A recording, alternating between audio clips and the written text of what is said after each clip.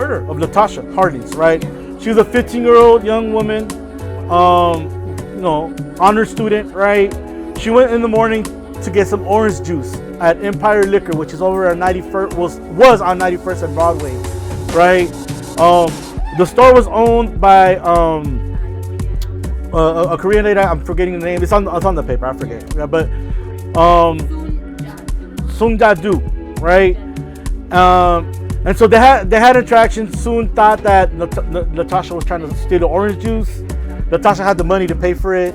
There was an interaction where Latasha felt disrespected and pushed her, and when she walked away, Miss Do brought out a gun and shot her in the back of the head, right? All this was captured on camera. All this, there was witnesses, right? Obviously, there was a trial that occurred.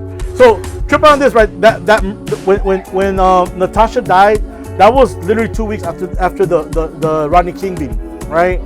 So this is like back to back, right? The trial occurred later that year, right?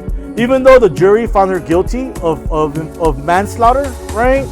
The judge decided to only sentence Ms. Du to what was it? Like 400 of community service, 5 months probation, right? And a fine of $500, right? So pretty much what the value of a black life was, right? In essence, to at least in the perspective of that judge, right? You know, people in the community really felt this was a massive. Absolutely. I mean, that's an instance of that, right? To this day, it's still a problem, right?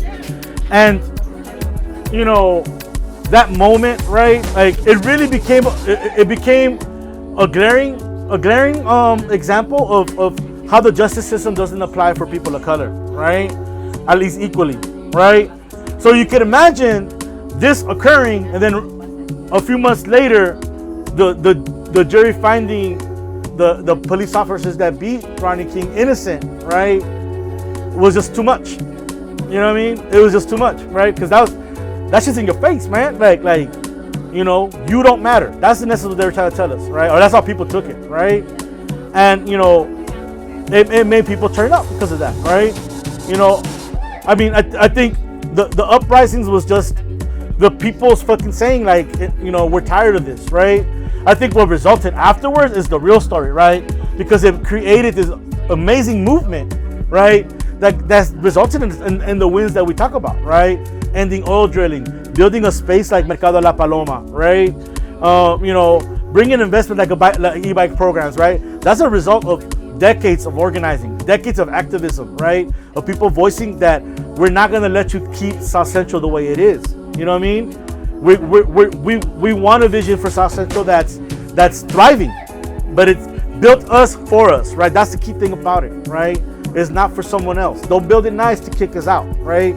We're gonna stay here, right? And you know, these stories are ways for us to kind of remember we're built on the shoulders of giants, yo. Like, you know what I mean? They're the ones that were there. They're the ones on the battleground that were fighting these fights, right?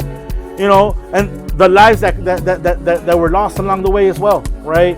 This is part of our legacy as a community, y'all. It's important that we say their name, right? That we remember who they are, right? Because their story is important. Their story matters, right? And you know, it's important that we know that. So shout out Latasha, we love you, girl.